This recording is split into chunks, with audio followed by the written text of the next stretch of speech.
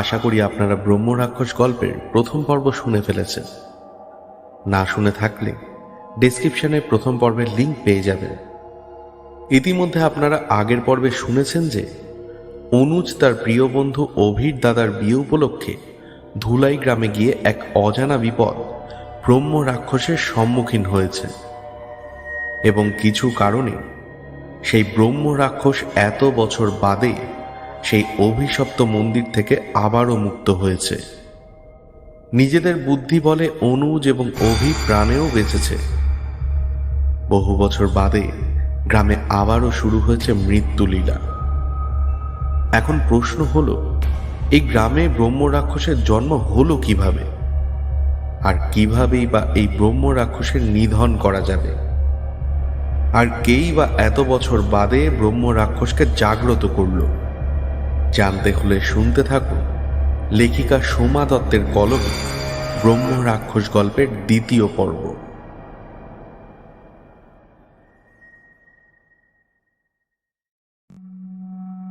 দাদু বেরিয়ে যেতেই একে একে সবাই বেরিয়ে গেল। অভি আর অনুজ মনে একরাশ আতঙ্ক নিয়ে আলোটা জ্বালিয়েই শুয়ে পড়ল বিছানায়। ভোরের আলো ফুটতেই অভির বাড়ির সকলে বেশ নিশ্চিন্ত হয়ে ঠাকুর ঘর থেকে বেরিয়ে এলো। আসলে কাল অভির ঘর থেকে বেরিয়ে আসার পর সকলে ঠাকুর ঘরে আশ্রয় নিয়েছিল। সত্যি বলতে কারোরই তারপর ঠিকভাবে ঘুম আসেনি, আর একদিন পর যে রবির বিয়ে সেটাও মনে হচ্ছে না। এদিকে আজ থেকেই বাড়িতে আত্মীয় স্বজন চলে আসবে, কিন্তু ওদের দাদু কাল মনে মনে একটা সিদ্ধান্ত নিয়েছে, যেটা আজ সকালেই সকলকে জানাবে বলে মনস্থির করে নিয়েছে। সকালের প্রথম চায়ে চুমুক দিয়ে দাদু তার বৌমাকে বললেন সবাইকে ডাকার জন্য, একটি জরুরি কথা বলার আছে। কিছুক্ষণ পর অভির দাদুর কাছে সকলে এসে উপস্থিত হলে দাদু বললেন, তোমাদের সাথে খুব গুরুত্বপূর্ণ কথা আছে। জানি জানি তোমাদের এই কথাটা ভালো লাগবে না, কিন্তু এই পরিস্থিতিতে এটা করা ছাড়া আর কোনো উপায় নেই। শোনো ববিন, তুমি এখনই গিয়ে বুথ থেকে ফোন করে সমস্ত আত্মীয় স্বজনকে আসতে মানা করে দাও, কারণ বিয়ে এখন হবে না। কিন্তু বাবা, কেন এমন বলছো? তুমি কি এই পরিস্থিতির জন্য রবির শ্বশুর বাড়ির পরিবারকে দোষী ভাবছো? না ববিন, আমি মিঠুর বিষয়ে তেমন কিছু ভাবিনি, কিন্তু আমি চাই না এই বিয়ের কারণে সমস্ত আত্মীয় স্বজন বিপদে পড়ুক, তাদের প্রাণহানি হোক। আশা করি আমার কথা অমান্য তোমরা কেউ করবে না। আর ববিন, তোমাকে যা বললাম সেটা করতে তোমার এবার নিশ্চয়ই কোনো আপত্তি নেই। আপত্তি নেই বলবো না, কিন্তু বাবা তুমি ঠিক কথাই বলেছো। রবি আপত্তি জানাতে গেলে ওর বাবা ববিন বাবু ওকে চুপ করিয়ে দেয়। তারপর বাড়ি থেকে বুথের উদ্দেশ্যে বেরিয়ে যায়। এদিকে রবি মুখ ভার করে নিজের ঘরে চলে যায়। একটা দীর্ঘশ্বাস ফেলে দাদু মুখটা ঘোরাতেই দেখতে পায় সিঁড়ির ধাপে দাঁড়িয়ে আছে অভি আর অনুজ। হে কি, তোরা এত সকালে কেন উঠেছিস রে? হ্যাঁ, আর একটু বিশ্রাম নিতে পারতিস তো। না, আসলে এখন ঠিক লাগছে দাদু, আর অসুবিধা হচ্ছে না তেমন। আমিও এখন ঠিক আছি। ঘুম ভেঙে গেল তাই নিচে এলাম। কবি, কি হয়েছে সত্যি করে বলতো? হ্যাঁ, তোদের চোখ মুখ সব অন্য কথা বলছে। আমাকে ক্ষমা করে দাও দাদু, আজ আমার জন্যই সব কিছু হচ্ছে। মানে ঠিক বুঝলাম না। আসলে আসলে এই কথাটা বলবো বলবো করেও বলতে পারছিলাম না, একটা সংকোচ বোধ কাজ করছিল।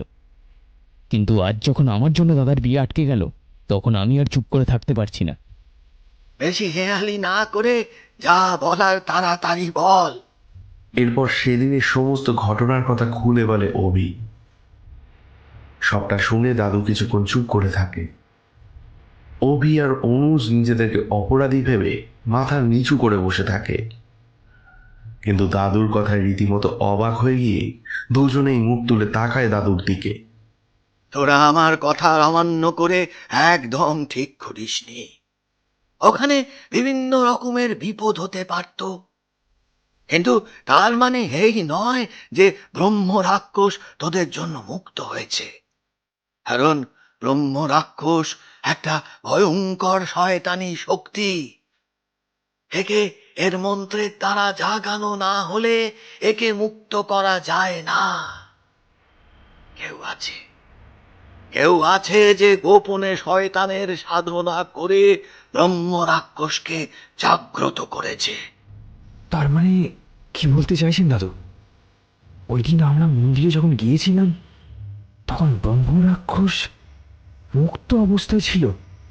একদম একদম ঠিক ভেবেছ অনুজ, এমনটাই হয়েছিল। আচ্ছা, তোমার গলায় তখন কি রুদ্রাক্ষের মালা ছিল? হ্যাঁ দাদু, ছিল। আর আমি তো প্রায় সময়টাতেই অভির হাত ধরেছিলাম, কারণ ওখানে অনেক অন্ধকার ছিল।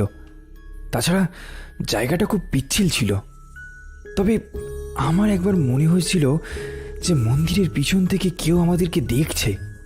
আমি সে কথা অভিকেও জানাই সঙ্গে সঙ্গে, কিন্তু ও বিষয়টা গুরুত্ব না দেওয়ায় আমি আর এ নিয়ে মাথা ঘামাইনি।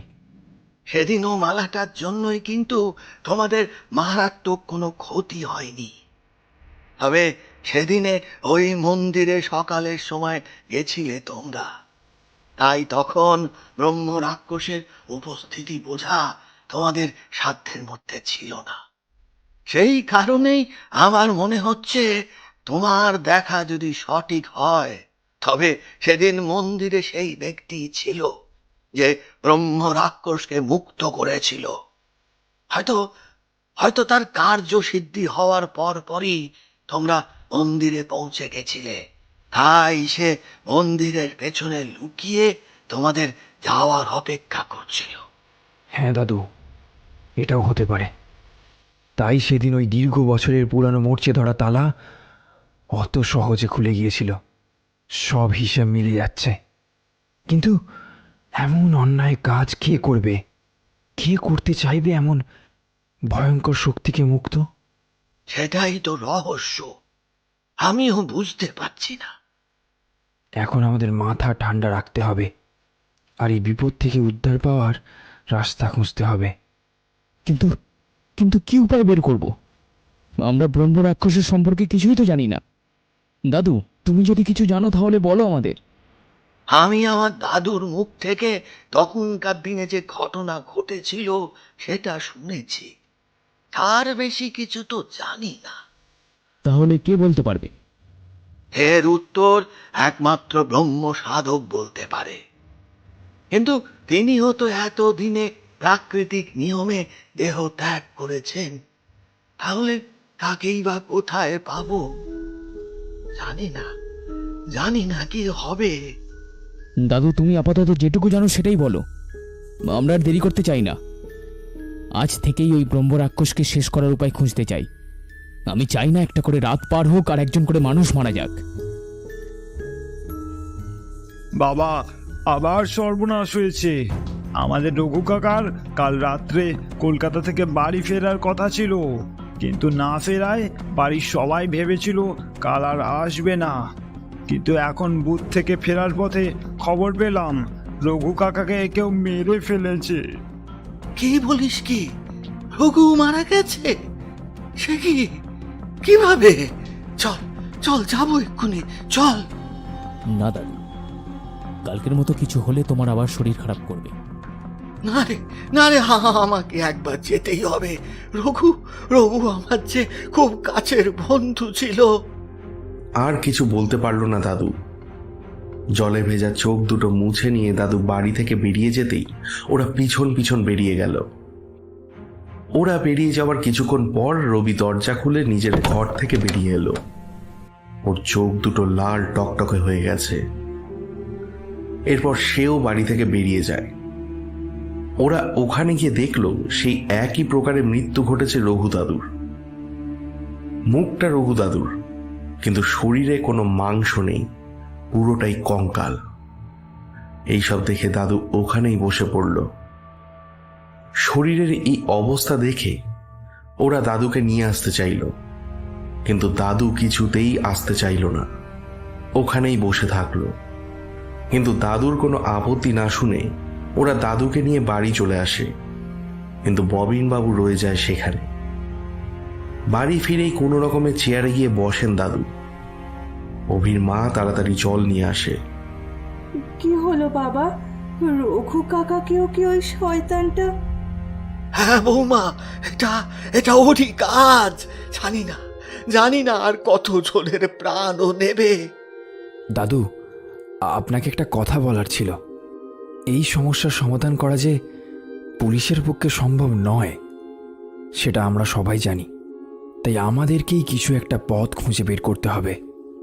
তার জন্য ব্রহ্ম রাক্ষস সম্পর্কে আগে জানতে হবে, তবেই চিরতরে তাকে শেষ করার উপায় খুঁজে পাওয়া যাবে। তাই দাদু, আপনি যা কিছু জানেন দয়া করে আমাদের জানান, যাতে একটু আশার আলো আমরা দেখতে পাই। তুমি এতটুকু একটা ছেলে হয়ে আর কি করবে বাবা? কাল রাতে তুমি নিজেই কত বড় বিপদের মধ্যে পড়েছিলে। না, তোমাকে এইসব বিষয়ে জড়াতে হবে না। তুমি বরং ফিরে যাও বাবা। এখানে যে এক ভয়ঙ্কর খারাপ শক্তির সাথে লড়াই, সামনে তোমার উজ্জ্বল ভবিষ্যৎ। এভাবে সেটা নষ্ট হয়ে যাক তা আমি চাই না। তুমি ফিরে যাও বাবা। কাকিমা, আপনি তো আমার মায়ের মতো, তাই যেমন আপনি চান না যে আমার বিপদ হোক, ঠিক তেমনই আমিও আপনার ছেলের মতো। তাই আমিও চাই না যে আপনাদেরও কোনো বিপদ হোক। এখানে আসার আগে ওই রুদ্রাক্ষের মালা দুটো পাওয়া তো এক প্রকার ঈশ্বরের কৃপাই বলা চলে। ওই মালাটি না থাকলে আজ রঘুদার পরিবর্তে হয়তো আমার মৃত্যু হতো। হয়তো ঈশ্বর চান আমি বেঁচে থাকি আর এই সমস্যার সমাধান করি। বরং আপনি আমায় আশীর্বাদ করুন।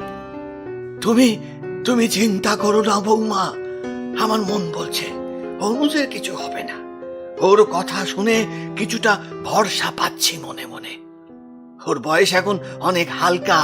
হ্যাঁ, ওই হালকা হলেও ওর কথার গুরুত্ব কিন্তু অনেক অনেক ভারী। অভির মা আর কিছু না বলে ওনার শ্বশুরের কথায় সম্মতি জানিয়ে নিজের কাজে চলে গেল। দাদু অভি আর অনুজকে নিয়ে নিজের ঘরে চলে এলো। তারপর ওদের দুজনকে বসতে বলে নিজেও একটা চেয়ার টেনে বসলো। তারপর বলতে শুরু করলেন। এই ঘটনার সূত্রপাত হয়েছিল আমার দাদুর আমলে। মিঠুর দাদুর দাদু জমিদার প্রতাপ কান্তি ছিলেন একজন সাধক মানুষ। আমার দাদুর বন্ধু ত্রিদিবেশ মুখার্জি আর প্রতাপ কান্তি ব্যানার্জি একসাথে একই গুরুর কাছে দীক্ষা নিয়ে নিজেদের সাধন পথে পা রাখেন। বাড়িতে থেকেই নিজেদের ওই সাধন চর্চা করতে থাকেন ওনারা। কিন্তু ত্রিদিবেশ মুখার্জি নিজের অত্যন্ত নিষ্ঠার জন্য সাধন পথে অনেকটা এগিয়ে যান। তার জন্য তাদের গুরুদেব একটা বিশেষ শক্তি প্রদান করেন ত্রিদিবেশ মুখার্জিকে। এতে ঈর্ষান্বিত হয়ে জমিদার প্রতাপ কান্তি নিজের গুরু মন্ত্র ত্যাগ করে ঋণাত্মক শক্তির আরাধনা শুরু করে। কোন এক বিশেষ পুঁথি থেকে জমিদার জেনেছিলেন ব্রহ্ম রাক্ষস হলো শয়তান শক্তির শ্রেষ্ঠ শক্তি। এরা ব্রহ্মজ্ঞানী হলেও এদের আচরণ রাক্ষসের ন্যায় ভয়ঙ্কর। তবে ব্রহ্মজ্ঞানী হওয়ার জন্য এরা সাধকের মনের ইচ্ছা পূরণ করতে সক্ষম। তাই এই শক্তিকে আরাধ্য হিসেবে বেছে নেন উনি। অনেক কঠোর সাধনার পরে অবশেষে ব্রহ্ম রাক্ষসকে জাগাতে সক্ষম হন জমিদার। তিনি ব্রহ্ম রাক্ষসকে খুশি করার জন্য তার চরণে নিজের কন্যাকে সমর্পণ করেছিলেন। বলি দেয় তার, কারণ সে জন্মগ্রহণ করেছিল শতভিসা নক্ষত্রকে আধার করে। এতে ব্রহ্ম রাক্ষস জমিদারের ওপর প্রসন্ন হয় আর তার ইচ্ছা পূরণের জন্য বরদান দেয়। ক্ষমতার লোভ মানুষের চোখে কিভাবে অন্ধ করে দেয় এটা তার জ্বলন্ত প্রমাণ। এরপর জমিদার প্রতাপ কান্তি ব্রহ্ম রাক্ষসকে নিজের শরীরে আহান করেন। যথারীতি তার ইচ্ছা পূরণ হয়, তবে ব্রহ্ম রাক্ষস শুধুমাত্র রাতে তার শরীরে আশ্রয় নেবে এমনই বরদান দেয়। এরপর জমিদার ব্রহ্ম রাক্ষসের ক্ষমতা পেয়ে কোনো এক রাতের নির্জন অন্ধকারে নিজের গুরুকেই হত্যা করতে যায়। কিন্তু গুরুদেব সিদ্ধ পুরুষ হওয়ায় তাকে হত্যা করা অত সহজ হয় না। অনেক লড়াই করার পর অবশেষে গুরুদেব পরাজিত হন। তবে গুরুদেবের শেষ নিঃশ্বাস করার আগেই তাকে মৃত ভেবে জমিদার সেখান থেকে চলে যায়। এর কিছুক্ষণ পর ত্রিদিবেশ মুখার্জি সেখানে আসেন। এসে গুরুদেবকে এমন অবস্থায় দেখে নিজের চোখের জল স্থির রাখতে পারেন না উনি। গুরুদেব সমস্ত কিছু বলে দেন ত্রিদিবেশ মুখার্জিকে। নিজের গুরুর এইরম পরিণতির জন্য রাগে তার চোখ রক্তবর্ণ ধারণ করে। তিনি প্রতিশোধ নিতে চান, কিন্তু গুরুদেব তাকে জানান ব্রহ্ম রাক্ষসকে শেষ করা অত সহজ নয়, তবে তাকে বন্দি করা যেতে পারে। কিন্তু ব্রহ্ম রাক্ষস যার শরীরে আশ্রয় করে আছে তার শরীর থেকে ব্রহ্ম রাক্ষসকে আলাদা করার পরই তাকে একমাত্র বন্দি করা সম্ভব। এই প্রক্রিয়ার সমস্ত উপায় দিয়ে শেষ নিঃশ্বাস ত্যাগ করে। গুরুদেবের শেষকৃত্য সম্পন্ন করে ত্রিদিবেশ মুখার্জি আসেন আমাদের গ্রামে, আমাদেরই বাড়িতে। এখানে এসে দাদুকে সমস্ত কিছু বলে দেন। ততদিনে আমাদের গ্রাম জমিদারের অত্যাচারে ছারখার হয়ে যাচ্ছিল। এইরকম মৃতদেহ রোজ সকালে একটা করে দেখা যেতে লাগলো, আর কিছুক্ষণের মধ্যে নিজের থেকে ভস্মীভূত হতে দেখা যেতে লাগলো। সবাই আতঙ্কে জর্জরিত হয়ে গেছিল। এরপর দাদুর সাথে পরামর্শ করে তিনি জমিদার বাড়িতে পা রাখেন, আর রেখেই বুঝতে পারেন এ বাড়ি অশুভ শক্তির দ্বারা ঘিরে আছে। তার ভেতরে প্রচন্ড অস্বস্তি হতে থাকে, কিন্তু সবকিছু অগ্রাহ্য করে তিনি বাড়ির ভেতরে যান। এরপর একান্তে বসে জমিদার প্রতাপ কান্তির সাথে কথাবার্তা বলতে থাকেন। জমিদার বাবু অনেক দিন পর নিজের গুরু ভাইকে দেখে প্রথমে খুশি হননি, কিন্তু পরে যখন তিনি বুঝলেন তার গোপন শক্তির বিষয় কিছুই জানে না ত্রিদিবেশ মুখার্জি, তখন নিশ্চিন্ত হয়ে তার সাথে মন খুলে কথা বলতে শুরু করেন। বেশ কিছুক্ষণ কথা বলার পর ত্রিদিবেশ মুখার্জি নিজের চাল চালেন, কিন্তু জমিদার বাবুকে বলেন যে তার একটা কঠিন অসুখ হয়েছে, তিনি আর বেশি দিন বাঁচবেন না। তিনি তার গুরু প্রদত্ত সেই বিশেষ শক্তি জমিদার বাবুকে দান করতে চান। জমিদার বাবু যদি সম্মত থাকে তাহলে সেই দিন রাত 12টার পরে যেন গ্রামের দক্ষিণের শিব মন্দিরে চলে আসে। এ কথা বলে জমিদার বাবুর অনুমতি নিয়ে ত্রিদিবেশ মুখার্জি বেরিয়ে আসেন। তিনি জানতেন লোভী জমিদার ঠিক আসবে ওই মন্দিরে, আর সাথে আনবে ব্রহ্ম রাক্ষসকে। ঠিক তাই হলো। রাত 12টার সময় জমিদার বাবু গিয়ে হাজির হলেন শিব মন্দিরের সামনে, কিন্তু ভেতরে পা রাখার আগেই একটা বিরাট ঝড় উঠল। তবে ঝড়টা উঠল শুধুমাত্র মন্দিরকে ঘিরে। জমিদার বাবু মন্দিরের ভেতরে পা রাখতে চাইছেন, কিন্তু ব্রহ্ম রাক্ষস কিছুতেই সেটা করতে দেবে না। সে প্রবল আক্রোশ প্রকাশ করছে, কারণ সেদিন প্রথমবার জমিদার বাবু ব্রহ্ম রাক্ষসের পুজো না করে মন্দিরে আসার চেষ্টা করেছে।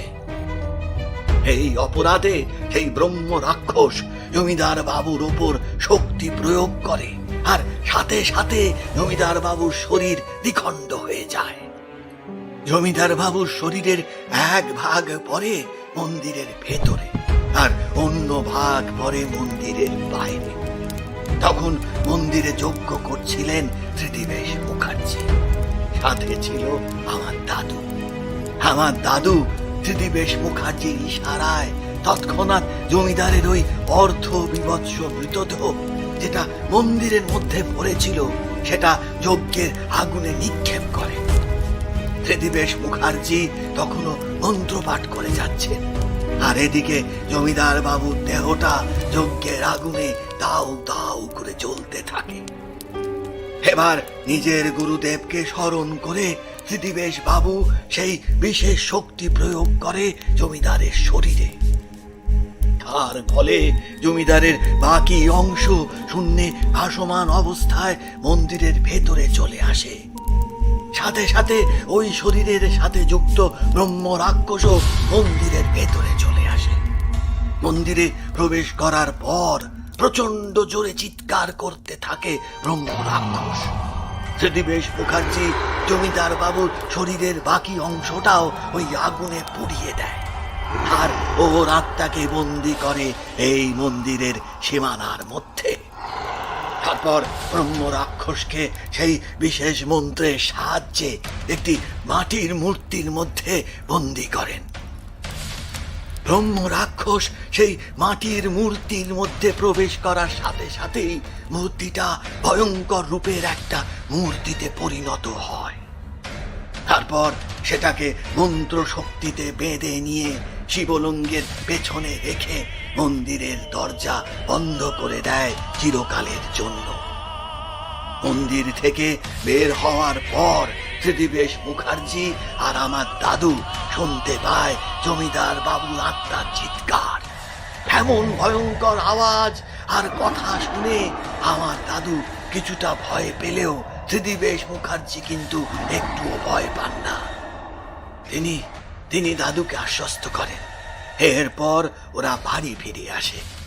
সেদিনের পর থেকে গ্রামে আতঙ্ক কমে। মানুষজন ধন্য ধন্য করে ত্রিদিবেশ মুখার্জিকে, কিন্তু উনি খুশি ছিলেন না, কারণ গুরুদেব ছাড়া ওনার আর কেউ ছিল না। তবে আমার দাদু তাকে আর যেতে দেয়নি, এই বাড়িতেই রেখে দিয়েছিল।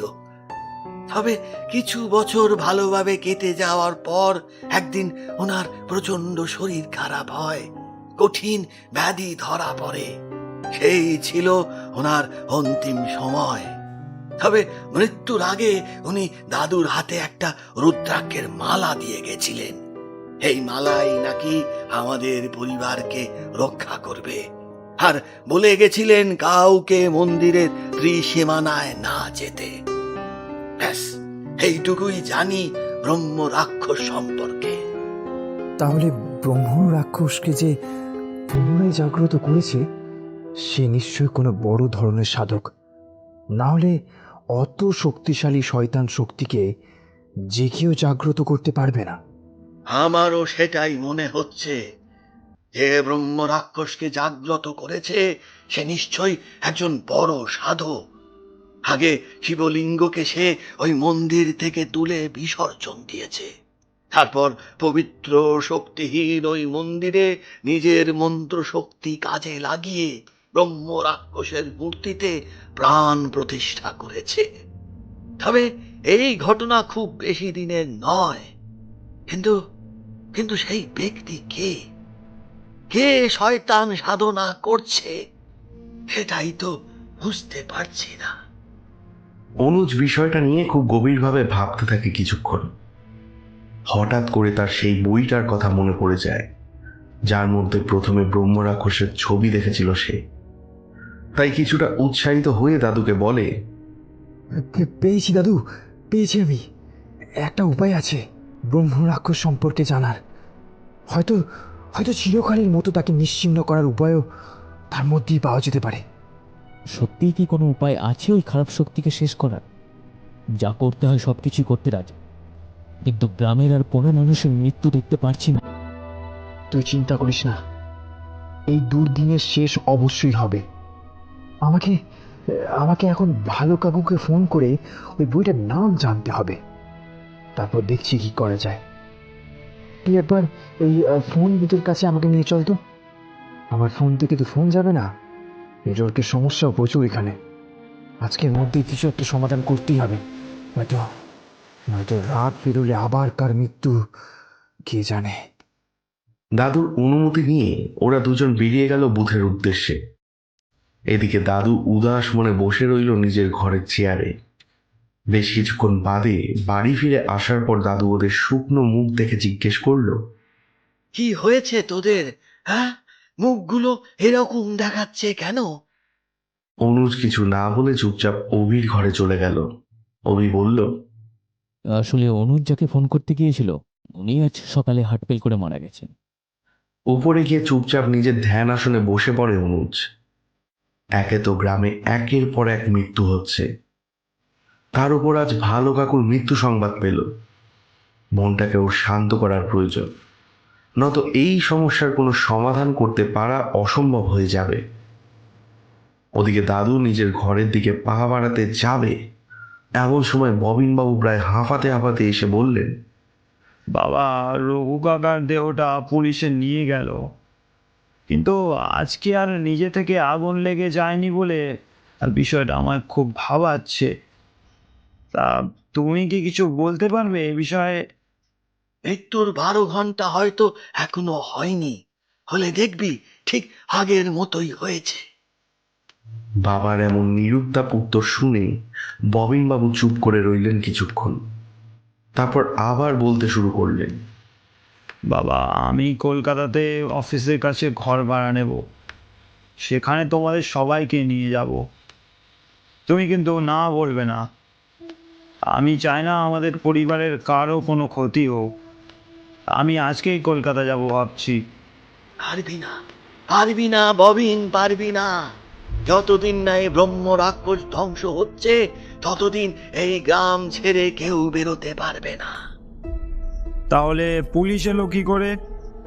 ওরা দুদিনই তো এলো, ওদের কিছু হলো না কেন? ওরা এই গ্রামের বাসিন্দা নয় ববিন, তাই ওদের কিছু হবে না। কিন্তু আমরা নিজেদের ইচ্ছে মতো কোথাও যেতে পারবো না রে। এইরকম আবার হয় নাকি? হ্যাঁ, আমি গ্রামের বাইরে যেতে চাইলে যেতে পারবো না? বললাম তো, বিশ্বাস না হলে যা যা গিয়ে পরীক্ষা করে দেখে নে। ববিনবাবু কথা না বাড়িয়ে কলকাতায় যাবার প্রস্তুতি নিতে চলে গেলেন, আর দাদু আরেকবার দীর্ঘশ্বাস ফেলে নিজের ঘরে চলে গেল। অনেক বেলা হয়ে গেলেও রবি বাড়ি ফিরল না। কিছু সময় পর মিঠুদের বাড়ির কাজের লোক এসে জানিয়ে গেল রবি সেখানে আছে। কথাটা শুনে অভির মা নিশ্চিন্ত হলেও দাদুর বিষয়টা একদম ভালো লাগলো না। মনে মনে একবার বলে নিল, ওই মেয়েটা কি জাদু করেছে কে জানে, দিনরাত শুধু মিঠু মিঠু করেই চলেছে। শুধু বলেছি এখন বিয়ে সম্ভব নয়, তাই বলে ওদের বাড়িতে গিয়ে সকাল থেকে পড়ে থাকতে হবে? এখনকার ছেলে মেয়েদের মতি গতি কিছুই বুঝি না বাবা। এদিকে গ্রামে এত বড় কিছু ঘটে যাচ্ছে, সেদিকে কোনো হুঁশ নেই।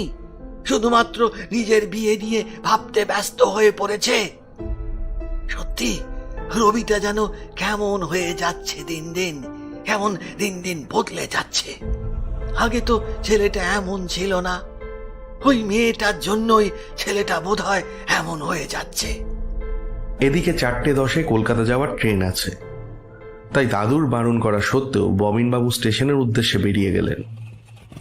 অভি বাইকে করে ওর বাবাকে স্টেশনে পৌঁছে দিতে গেল।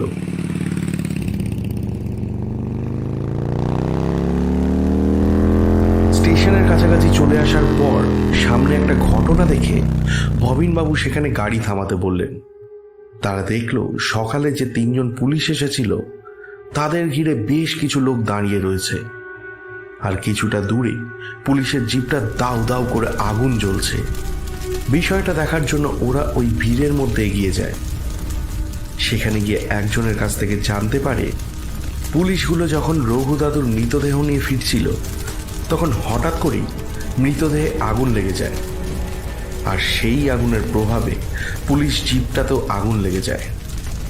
ওরা সামনে গিয়ে দেখলো পুলিশ 3 জন আহত হয়েছে।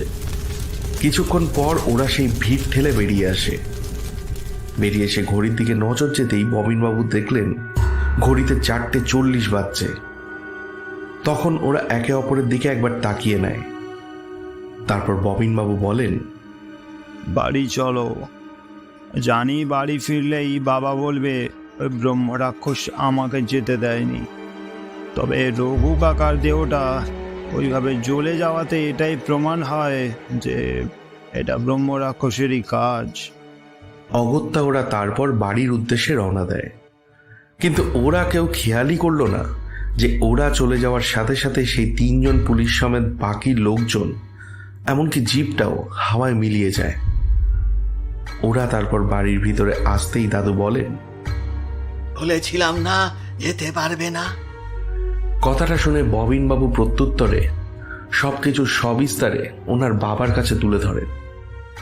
সবটা শুনে উনি বললেন, এখন নিজের হাত ঘড়িটার দিকে তাকিয়ে দেখো তো কটা বাজছে। ববিনবাবু অবাক হয়ে দেখে হাতের ঘড়িতে এখন 4:20 বাজে। সাথে সাথে চমকে ওঠেন সে। অভিও নিজের হাতের ঘড়ির দিকে তাকিয়ে অবাক হয়। পুলিশ এই গ্রাম থেকে বেরিয়েছিল প্রায় 11:30 থেকে 12টার মধ্যে।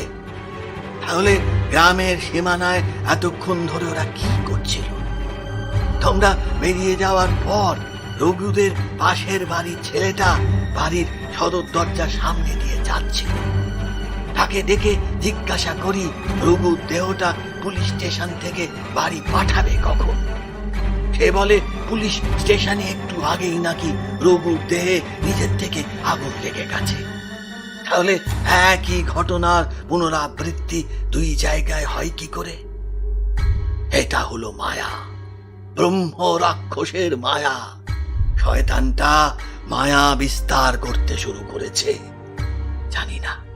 জানি না আর কদিন বাঁচবো। দেখতে দেখতে কিছুটা সময় পেরিয়ে গেল। সূর্যের শেষ আভা পশ্চিমের দিগন্তকে লাল বর্ণে শোভিত করে অস্তাচলগামী। এমন সময় অনুজ গভীর ধ্যানমগ্ন অবস্থায় দেখতে পেল তার সামনে একটা বিরাট জ্যোতি এসে স্থির হয়েছে। সেই জ্যোতির মধ্যে থেকে কেউ শান্ত অথচ দৃঢ় কণ্ঠস্বরে ওকে উদ্দেশ্য করে বলে চলেছেন, অনুজ শান্ত হও, মৃত্যু জীবনের চরম সত্য, একে অগ্রাহ্য করতে সকলেই অক্ষম। কিন্তু তোমার চারপাশে যা কিছু ঘটছে তার সবটা সত্য নয়। তোমার চারপাশে মায়া বিস্তার করা হয়েছে, তার ফাঁদে পা দিয়ে নিজেকে বিপদে ফেলো না। আবেগ দিয়ে কোনো কাজ সিদ্ধান্ত নেওয়ার আগে বুদ্ধি আর বিবেচনা দিয়ে তার সমাধান করার চেষ্টা করো। তুমি কে, তোমার অন্তর্নিহিত শক্তি কতটা সেটা জানার চেষ্টা করো, তুমি সফল হবেই। ব্রহ্ম রাক্ষসের উৎপত্তি যেখান থেকে হয়েছে সেখানেই তার অন্ত নিশ্চিত হয়ে পড়বে। এই রাক্ষসের সৃষ্টিকর্তা যিনি, তার সৃষ্ট পুস্তকেই এর মৃত্যুর রহস্য আছে। সেটা খুঁজে বের করার দায়িত্ব তোমার। সময় খুব কম অনুজ, যাও সন্ধান করো। এই বিরাট দায়িত্ব যে তোমার মঙ্গল হোক। ধীরে ধীরে সেই বিরাট জ্যোতি চোখের সামনে থেকে লুপ্ত হয়ে যায়। লুপ্ত হতেই সাথে সাথে অনুজের চোখটা খুলে যায়। একটা শান্তি ভাব যেন বিরাজ করছে এখন ওর মধ্যে। ও নিজের মনে নিজেই বলে উঠল, তবে কি পরম ব্রহ্মর কৃপা লাভ করলাম আমি? হ্যাঁ হ্যাঁ, নিশ্চয়ই তাই হবে। না হলে এত সুন্দর আর শান্তভাবে কে কথা বলবে আমার সাথে? আর ওই উজ্জ্বল জ্যোতি, সেটার রহস্য আর কি বা হতে পারে? সত্যি সেই বৃহৎ শক্তি আজ এসেছিলেন আমাকে পথ নির্দেশ দিতে, কিন্তু আমি কি সেটা কিভাবে জানব? তাছাড়া উনি বললেন ব্রহ্ম রাক্ষসের মৃত্যু রহস্য যে পুস্তকে আছে সেটা রচনা করেছিলেন তিনি, যিনি ব্রহ্ম রাক্ষসের সৃষ্টি করেছিলেন। কিন্তু ব্রহ্ম রাক্ষসের সৃষ্টিকর্তা কে? এটার উত্তর কি হতে পারে? একটু ভাবতে হবে ভালোভাবে আমাকে। আচ্ছা, এই ব্রহ্ম রাক্ষস শব্দটা থেকে কি এর উৎপত্তির কথা জানা যাবে? ব্রহ্ম রাক্ষস মানে যে রাক্ষস ব্রহ্মজ্ঞানের অধিকারী। হ্যাঁ, দাদু তো সেই রকমই একটা বলেছিলেন। কিন্তু একটা রাক্ষস ব্রহ্মজ্ঞানের অধিকারী তখনই হবে যখন তার শ্রদ্ধা ভক্তির জন্য তার উপর পরম ব্রহ্মর কৃপা হবে, আর নয়তো জন্মসূত্রে সেই জ্ঞান লাভ করবে। তার অর্থ এই যে এই ব্রহ্ম রাক্ষসও পরম ব্রহ্ম সৃষ্টি। হ্যাঁ, তাই তো। তার মানে সৃষ্টিকর্তা ব্রহ্মা একে সৃষ্টি করার সাথে সাথে এর ধ্বংসের উপায়ও লিখেছেন কোনো এক পুস্তকে। কিন্তু কি নাম সেই পুস্তকে? কি হতে পারে? ব্রহ্মার সৃষ্ট পুস্তক, অর্থাৎ ব্রহ্ম পুস্তক। হঠাৎ করে কথাটা মনে আসতেই চমকে ওঠে অনুজ। তার মনে পড়ে যায় ভালো কাকু একবার এই নামটা বলেছিল। তার মানে ব্রহ্ম পুস্তক আছে। এবার অনুজ নিশ্চিত হলো সে ওই ব্রহ্ম পুস্তকের মধ্যেই ব্রহ্ম রাক্ষসের ছবি দেখেছিল। আনন্দে মনটা যেন উৎফুল্ল হয়ে যায় অনুজের। সে তাড়াতাড়ি আসন ছেড়ে উঠে বাইরে বেরিয়ে আসে। বেরিয়ে চারপাশ দেখেই সে অবাক হয়ে যায়, কারণ ও যখন ধ্যানে বসেছিল তখন ঘড়িতে সকাল 10:30 বেজেছিল, কিন্তু এখন সন্ধ্যা হতে চলেছে। নিচে নেমে আসতেই অনুজ দেখলো দাদু চেয়ারে হেলান দিয়ে বসে আছেন। অনুজকে দেখে দাদু বললেন, তুমি এখন ঠিক আছো তো বাবা? আর মন খারাপ নেই তো?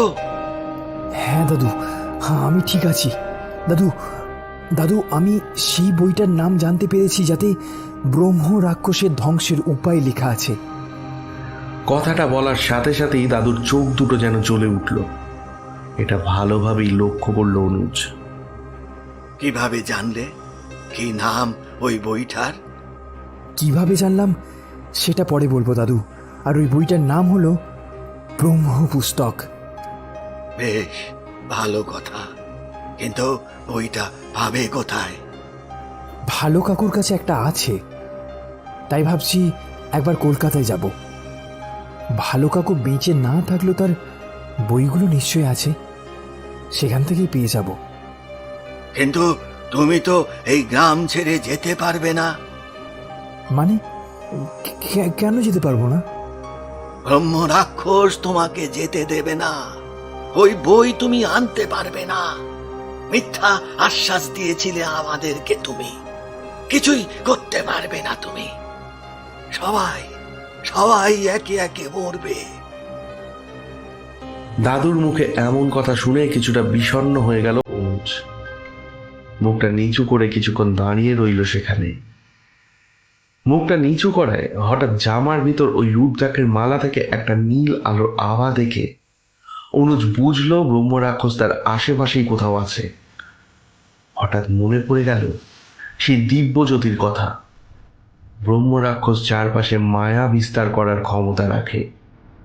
পরক্ষণেই অনুজের মনে হলো দাদু এমন কথা বলতেই পারে না। কথাটা মনে হতেই হঠাৎ যেন ওর মাথায় বিদ্যুৎ খেলে গেল। দাদু, বাড়ির বাকিরা কোথায়? অভি কোথায়? দাদু কিছু বলতে যাবেন তার আগেই দাদুর ঘর থেকে অভি বেরিয়ে এসে বলল, যাক বাবা, শেষ পর্যন্ত তুই নেমে এলি। আমি তোকে ডাকতে আসছিলাম। এখন দাদুর ঘরে চল, দাদু তোকে ডাকছে। ওখানে মা বাবাও আছে। দাদু ডাকছে কথাটা শুনেই বুকটা ধক করে উঠল অনুজের। ভয় ভয় পিছন ফিরে একবার তাকিয়ে দেখল একটু আগে যে চেয়ারটায় দাদু বসেছিলেন সেটা খালি পড়ে আছে।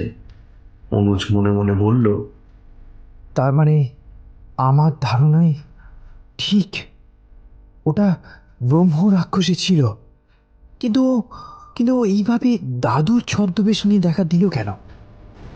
তাহলে কি ওই বইটার বিষয়ে জানার জন্য এসেছিল? তাহলে তো মহা বিপদ। ওই শয়তান বইটা খুঁজে বের করার আগে আমাকে কিছু একটা করতেই হবে। অভি অনুজকে ধাক্কা দিয়ে বলল, এই কি বিড়বিড় করছিস এত? চল দাদুর ঘরে। সম্বিত ফিরে পেয়ে অনুজ বলল, হ্যাঁ হ্যাঁ, চল চল, তোদেরকে অনেক কিছু বলার আছে। দাদুর ঘরে গিয়ে অনুজ তার ধ্যান করা থেকে শুরু করে একটু আগে পর্যন্ত যা যা ঘটেছে সবকিছু বিস্তারিতভাবে সকলকে জানায়। সবকিছু শোনার পর সকলের চোখে মুখে ভয়ের ছাপ যেন স্পষ্ট। কিছুক্ষণ পর দাদু অনুজকে বললেন, তুমি কোনো সাধারণ ছেলে নও। কোনো সাধারণ মানুষ এত সহজে ব্রহ্ম দর্শন করতে বা তার কথা শুনতে পায় না। আমার মন বলছে তুমি পারবে বাবা আমাদেরকে এই বিপদ থেকে মুক্ত করতে। কিন্তু একটু আগে আপনার ছদ্মবেশ ধরে আসা ব্রহ্ম রাক্ষস নিজে বলেছে এই গ্রাম থেকে কোথাও যেতে দেবে না আমাকে। তাহলে আমি কলকাতায় কিভাবে যাব বইটা আনতে? আর ওই বইটা ছাড়া আমার পক্ষে কিচ্ছু করা তো সম্ভবই নয়। শুধু তুমি একা নও, ওই শয়তান এই গ্রামের কাউকেই গ্রামের বাইরে যেতে দেবে না। এই যেমন ববিন আজ যেতে পারল না। এই বলে দুপুরের ঘটনাটা সবিস্তারে অনুজকে জানালো দাদু। সব শুনে বেশ চিন্তিত স্বরে অনুজ বলল, তাহলে উপায়? কোথায় পাবো সেই বই? দাদু, কুসুমের বাবা মানে লাইব্রেরিয়ান কাকার লাইব্রেরিতে পাওয়া যাবে না বইটা? হয়তো পাওয়া যাবে। অভি, চল, আমাদের এখনই বেরোতে হবে। বেশ, তোমরা যাও, কিন্তু একটা কথা স্মরণে রেখো, শুধু ওই পুস্তক খুঁজে বের করলে হবে না, তার সাথে ব্রহ্ম রাক্ষসকে যে জাগিয়েছে তাকেও খুঁজে বের করতে হবে, নয়তো সমস্যার সমাধান করা সম্ভব হবে না। আগে বইটা খুঁজে বের করি, তারপর সেই ব্যক্তিকেও ঠিক খুঁজে বের করব। আশা করি ব্রহ্ম রাক্ষস আর যাই করুক সে বইটা নষ্ট করতে সক্ষম হবে না। কোনো পবিত্র গ্রন্থ স্পর্শ করার সামর্থ্য হয়তো তার নেই, কিন্তু আমাদের দৃষ্টি ভ্রম করতে সে সক্ষম। সেটাই একটা চিন্তার বিষয়। আরেকটা কথা, আমি গৃহবন্ধন মন্ত্র জানি। আমি এই বাড়ির চারপাশ মন্ত্রের দ্বারা বেঁধে দিয়ে যাব, যাতে আজকে ব্রহ্ম রাক্ষস আর ভিতরে না আসতে পারে। আপনারা কিন্তু কেউ বাড়ির বাইরে যাবেন না। আচ্ছা বলছি, রবিদা কোথায়? ওনাকে তো অনেকক্ষণ দেখছি না আমি। বৌদির বাড়িতে আছে। ও আচ্ছা, দাদা এলে গঙ্গা জল ছিটিয়ে দাদাকে ভিতরে প্রবেশ করাবেন, আর তারপর আর বেরোতে দেবেন না। আমরা দুজনে রুদ্রাক্ষের মালা পরে আছি, তাই আমাদেরকে নিয়ে চিন্তা করার কোনো দরকার নেই। আমাদের কিচ্ছু হবে না। ওরা বাড়ি থেকে বেরিয়ে গেলে ঠাকুরের উদ্দেশ্যে কপালে হাত ঠেকায় অভির মা। ওরা হাঁটতে হাঁটতে দেখে গ্রামের রাস্তা প্রায় জনশূন্য। ওরা বুঝতে পারে এই সন্ধ্যাবেলাতেই সকলে ভয়ে বাড়ির ভিতর ঢুকে পড়েছে। তাড়াতাড়ি পা চালিয়ে কুসুমের বাড়ির কাছে পৌঁছে যায় ওরা। তারপর বাড়ির দরজায় টোকা দিতেই দরজা খুলে যায়। ওরা দেখে কুসুমের বাবা ওদেরকে ভিতরে আসতে বললেন। অভি, কেমন আছিস? এটা কে হয়? ভালো আছি কাকু, ও হলো আমার বন্ধু অনুজ। ও আচ্ছা, বল অভি, তোর কি বই লাগবে? কথাটা শুনে দুজনেই কুসুমের বাবার মুখের দিকে তাকালো একরাশ বিস্ময় নিয়ে। তা দেখে কুসুমের বাবা বললেন, অভি, তুই আমার কাছে যতবার এসেছিস বই নেওয়ার জন্যই তো এসেছিস, তাই বললাম কথাটা। কুসুমের বাবা বই আনতে ভিতরে চলে গেলেন। কিছুক্ষণ পর বই নিয়ে বেরিয়ে এলেন তিনি। তা দেখে অভি ভীষণ খুশি হলেও অনুজের এই বিষয়টা কেমন একটা লাগছিল। সে ভাবতে পারেনি এত সহজে এই বইটা পাওয়া যাবে। কুসুমের বাবা বইটা নিয়ে ওদের দিকে বাড়িয়ে দিল। অভি হাত বাড়িয়ে বইটা নিতে যাবে, এমন সময় পাশের দেওয়ালে রাখা আয়নাটার দিকে চোখ গেল অনুজের। সাথে সাথেই সে আঁতকে উঠল। অনুজ দেখে আয়নার মধ্যে কুসুমের বাবা যেখানে দাঁড়িয়ে আছে সেখানে একটা কালো ধোঁয়ার দ্বারা সৃষ্ট অবয়ব রয়েছে, আর বইটার পরিবর্তে রয়েছে একটা আগুনের গোলা। এমন ভয়ানক দৃশ্য দেখে অনুজ না না না না না না না না না না বলে চিৎকার করে চেয়ার ছেড়ে উঠে পড়ে আর অভির হাতটা এক ঝটকায় সরিয়ে দেয়। ঘটনার আকস্মিকতায় অভি চমকে উঠে অনুজের দিকে তাকায়।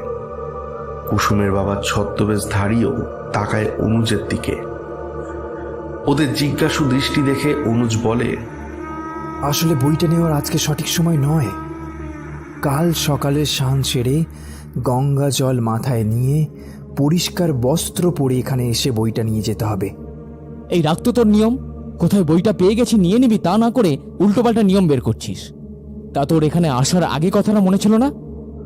অনুজ ঠান্ডা মাথায় সেই পরিস্থিতি কিভাবে সামলানো যায় সেটাই ভাবতে লাগলো। সেই ছদ্মবেশীও অনুজকে বইটা নেওয়ার কথা বলতে লাগলো। অনুজ অভিকে নিয়ে ফিরতে চাইছে, কিন্তু অভি নাছোড়বান্দা, সে বই না নিয়ে যাবে না। হঠাৎ অনুজের মাথায় একটা বুদ্ধি এলো। সে অভিকে বোঝানোর নাম করে তার দু কাঁধ নিজের দু হাত দিয়ে ধরে তাকে আয়নার দিকে ঘুরিয়ে দিল।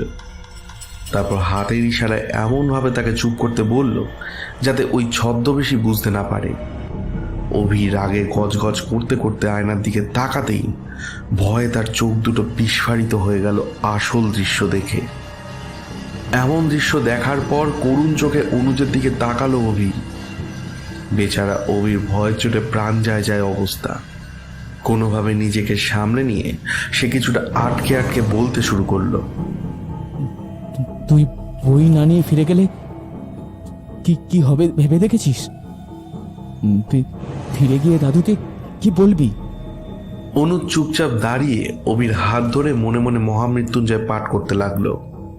অনুজ কিছু বলছে না দেখে অভি প্রায় কাঁপা কাঁপা গলায় বলল, তবে বাড়ি চল, আমি আর কি বা বলবো তোকে, তুই তো আমার কথা শুনিস না।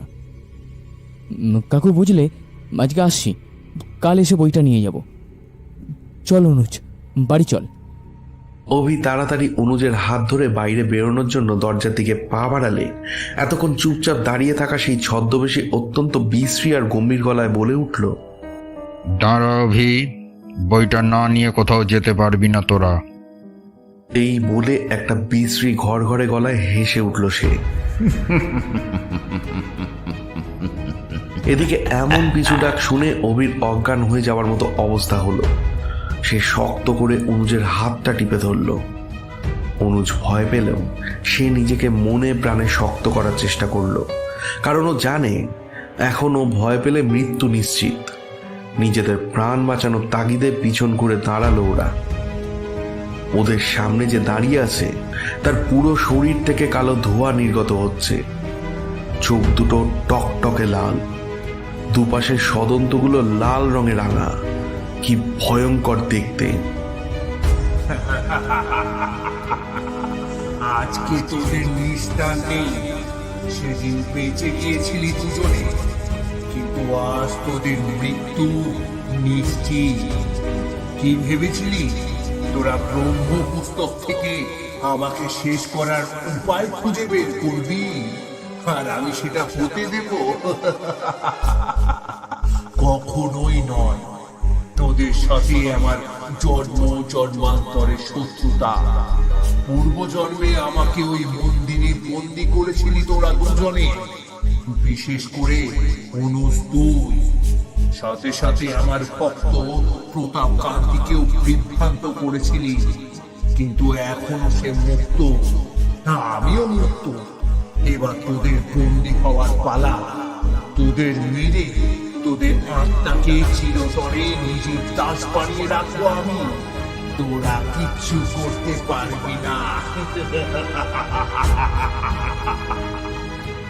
কথাগুলো শুনে অনুজ মনে মনে এই গ্রামে আসার দিন থেকে সমস্ত ঘটনা মেলানোর চেষ্টা করলো, আর সমাধান হিসাবে পেল তার পুনর্জন্ম হয়েছে। অনুজ মনে মনে বলল, তার মানে সেদিন দাদুর কাছে ব্রহ্ম রাক্ষস সম্পর্কে জানার সময় নিজেকে ত্রিদিবেশ মুখার্জির জায়গায় বসিয়ে আমি ভুল কিছু করিনি, কারণ আমি পূর্বজন্মে ত্রিদিবেশ মুখার্জি ছিলাম আর অভি ছিল বিপ্লব। এই কারণেই আমার উপর প্রতিশোধ নিতে ব্রহ্ম রাক্ষস আমাকে দ্বিতীয় দিন মারতে চেয়েছিল। তবে দাদুর কথা অনুযায়ী আমাকে মারার জন্য যে ব্রহ্ম রাক্ষসকে জাগিয়েছে সে আমার নাম তার কাছে উৎসর্গ করেছিল, অর্থাৎ সে আমার পরিচিত কেউ, আর আমার পূর্বজন্ম সম্পর্কেও সে সব জানে। কিন্তু পূর্বজন্মের একজন মাত্র শত্রু কথাই আমি জানি, প্রতাপ কান্তি। ব্রহ্ম রাক্ষসের কথা অনুযায়ী সে মুক্তি পেয়েছে, কিন্তু আত্মা তো শরীর ছাড়া কোনো শয়তানের পুজো করতে পারবে না। তাহলে তাহলে কারো শরীর আশ্রয় করে সেই ব্রহ্ম রাক্ষসকে কি জাগিয়েছে? মনে তো হচ্ছে তাই। মিলে গেছে সবটা। এখনই এখান থেকে বের হতে হবে। তারপর কার শরীরে শয়তান প্রতাপকান্তি আছে সেটা খুঁজে বের করতে হবে। কয়েক মুহূর্তের মধ্যে জলের মতো সবটা পরিষ্কার হয়ে গেল অনুজের কাছে। সে অবির হাত ধরে বলল, চল অবি, এখান থেকে এক্ষুনি বেরোতে হবে। কিন্তু ওরা দরজার দিকে ফিরতেই দেখলো সেদিকে দেওয়াল। ওরা ঘরের চারপাশে ছোটাছুটি করতে লাগলো, কিন্তু সব দিক নিমেষের মধ্যে একই রকম হয়ে গেছে। কোথাও বাইরে বেরোনোর দরজা নেই। এবার ব্রহ্ম রাক্ষস ওদের ওপর শক্তি প্রয়োগ করতে লাগলো। ঘরে থাকা ফুলদানি, টেবিল, বিভিন্ন শোপিস একে একে ওদেরকে আঘাত করার জন্য ওদের দিকে শূন্যে ভেসে আসতে লাগলো। চারপাশ এলোমেলো হয়ে গেল নিমেষের মধ্যে। এবার ব্রহ্ম রাক্ষস ওদেরকে ধরতে এলে রুদ্রাক্ষের মালার জন্য ওদেরকে স্পর্শ করতেই কিছুটা দূরে ছিটকে পড়ল। তারপর এদিক ওদিক তাকানোর পর সেই আয়নাটার দিকে চোখ যেতেই ওরা দেখতে পেল দেওয়ালের অপর দিকে একটু বাম দিক চেপে বাইরে বেরোনোর দরজাটা রয়েছে, যেটা ব্রহ্ম রাক্ষস তার মায়ার দ্বারা দেওয়ালে পরিণত করে রেখেছে। ওরা আর দেরি না করে সঠিক দিকে এগিয়ে গিয়ে সেই দেওয়ালে হাত রাখতেই দরজা দেখতে পায়। তারপর সেই দরজা খুলে বাইরে বেরিয়ে যায়। বাইরে গিয়ে দুজনেই রুদ্ধশ্বাসে বাড়ির দিকে ছুটতে থাকে।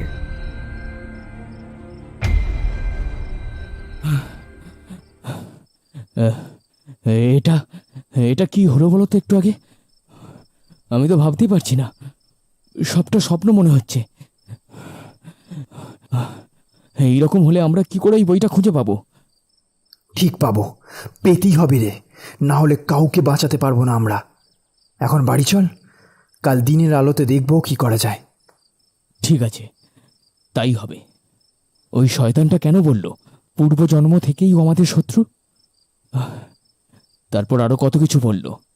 তখন সত্যি বলতে ভয়ের চোটে আমার কানে প্রায় কিছুই ঢোকেনি রে, তাই কথাটার মানে বুঝতে পারিনি। তুই জন্মান্তরে বিশ্বাস করিস? আগে তো অনেক কিছুতেই বিশ্বাস করতাম না, কিন্তু এখন। তাহলে শোন, পূর্বজন্মে আমি ছিলাম ত্রিদিবেশ মুখার্জি আর তুই ছিলিস বিপ্লব। কি বলছিস রে ভাই? তুই ত্রিদিবেশ মুখার্জি ছিলিস আর আমি ছিলাম বিপ্লব? মানে দাদুর দাদু আমিই ছিলাম? এটা সত্যি? হ্যাঁ রে, এটাই সত্যি। আমরা জন্মান্তরের বন্ধু। আর হ্যাঁ, ওখানে যা কিছু হলো বাড়িতে বলার দরকার নেই। শুধু শুধু ওরা চিন্তা করবে। আমরা বলবো আজ বই পাইনি, কাল আবার খোঁজ করতে যাব। ঠিক আছে? অভি, আরেকটা কথা, জমিদার প্রতাপকান্তির আত্মা মুক্ত হয়ে গেছে। আমার বিশ্বাস ওই আমাদের পরিচিত কারোর শরীর আশ্রয় করে ব্রহ্ম রাক্ষসকে জাগিয়েছে। এখন কার শরীরের মধ্যে প্রতাপকান্তির আত্মা আছে সেটা খুঁজে বের করতে হবে, বুঝেছিস? এ তো মহাবিপদ। কি করবো এবার? দেখি কি করা যায়। আপাতত বাড়ি চল। ওরা বাড়ির সামনে পৌঁছে যায়, কিন্তু পৌঁছে গিয়ে দেখে রবি দরজার বাইরে দাঁড়িয়ে মায়ের সাথে উঁচু গলায় কথা বলছে। একটু এগিয়ে গিয়ে অভি জিজ্ঞেস করে, কি হয়েছে? রবি পিছন ঘুরে ওদের দিকে দেখে। অনুজের চোখ যায় রবির চোখের দিকে। কিছুটা অবাক হয় অনুজ রবির চোখের দিকে তাকিয়ে, কারণ তার চোখের বর্ণ স্বাভাবিক ছিল না, একটু বেশি পরিমাণ লাল ছিল। অভির মা বলেন, দেখ না, রবি বলছে ও পড়ে গিয়ে নাকি মিঠুর বাম হাতটা ভেঙে গেছে। তার উপর এখন বিয়ে হবে না বলায় মিঠু নাকি খুব কান্নাকাটি করছে। তাছাড়া ওর বাড়ির লোকেরাও এ কথা শুনে মন খারাপ করছে। একে সকাল থেকে ওখানেই ছিল, এখন বলছে রাতেও ওদের বাড়িতেই থাকবে। তুই বল, বিয়ের আগে এমনি করা কি উচিত হবে? দাদু শুনলে তো প্রচণ্ড রাগারাগি করবে, শুধু শুধু একটা অশান্তি হবে। আমি বলছি ভিতরে আসতে, এই তো এই দেখ গঙ্গা জল নিয়ে আমি দাঁড়িয়ে আছি, কিন্তু কিছুতেই ভিতরে আসছে না। বলছে খবর দেওয়ার জন্য বাড়ি এসেছিল, এখন নাকি চলে যাবে। উফ মা, ভালো লাগছে না আমার। আমি বললাম তো ভিতরে যাব না। তাছাড়া তোমাদের প্রিয় সন্তান দাদুর প্রিয় নাতি তো এসে গেছে, ওকে নিয়েই থাকো। আর হ্যাঁ, আমি মিঠুর বাড়ি যাচ্ছি। ও বেশি কান্নাকাটি করলে কাল আমি তোমাদের অমত থাকা সত্ত্বেও ওকেই বিয়ে করব। আসছি। অভি দাদার কথা শুনে অবাক হয়ে যায়। সে জানে তার দাদা কতটা তাকে ভালোবাসে, তাহলে এমন কথা কেন বলছে সেটা বোধগম্য হয় না অভি।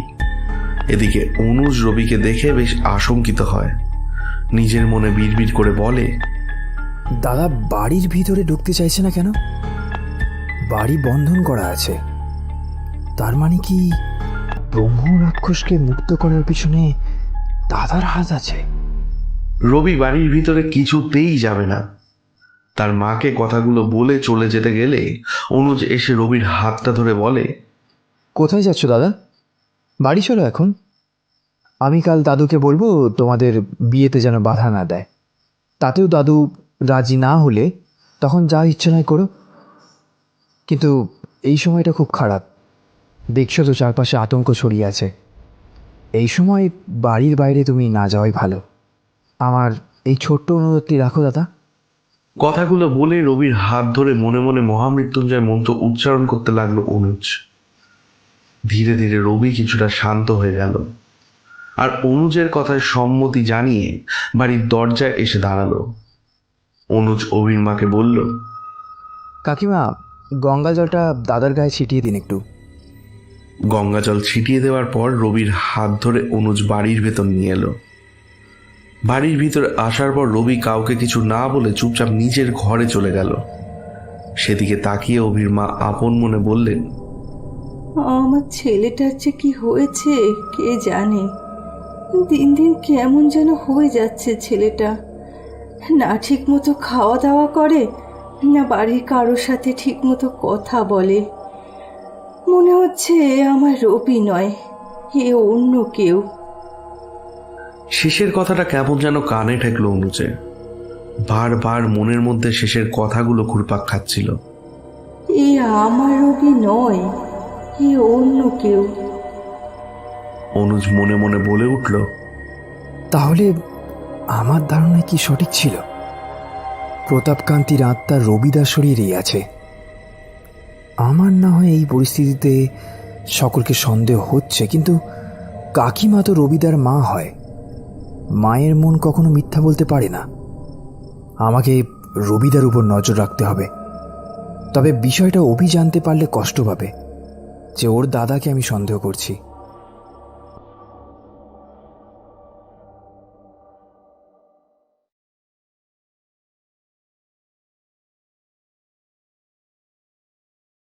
এতক্ষণ শুনছিলেন ব্রহ্মরাক্ষস গল্পের দ্বিতীয় পর্ব। কেমন লাগলো সেটা কমেন্টের মাধ্যমে অবশ্যই জানাবেন।